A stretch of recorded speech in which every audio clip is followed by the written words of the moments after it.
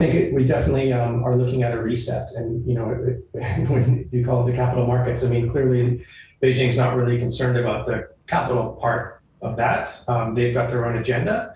I think you'll see, particularly non-Chinese institutional investors will probably have to reconsider whether this is how they want to be involved in this asset class, despite the fact that it's becoming an increasingly large part of the investable universe. If you look at, for example, MSCI, and on MSCI, I mean, perhaps MSCI also might have to look at their plan to expand the weightings of China within their global indices, which are tracked so widely. So I think it's a reset, and it's not over.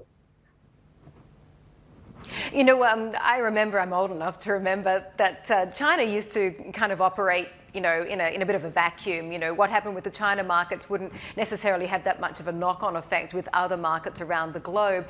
And yet now, China and its economy and its companies are so interwoven with other global markets that you've got to ask yourself about contagion and whether or not, I mean, we already saw sharp losses in US, in the NASDAQ last night, and also in European tech stocks.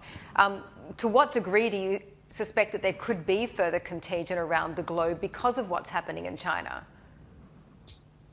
So, I mean, first of all, I think you're not going to see any more U.S. listings of Chinese stocks. So that's one thing to consider. And secondly, I think that heading into this period, we are at the beginning of a regime change amongst central banks, where we're no longer super loose, and we're starting now to talk about tapering, for example, from the Fed, possibly more this week, and certainly more at the meeting at the end of August.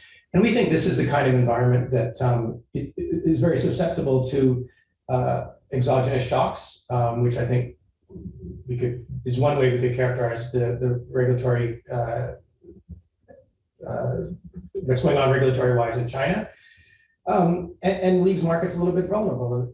So I wouldn't necessarily say a knock-on contagion effect from tightening regulation in after-school tutoring in China is going to knock markets over globally. But I think that markets are susceptible to, and also at all-time highs in many cases, especially in North America, susceptible to exogenous shocks against the background of a changing central bank environment.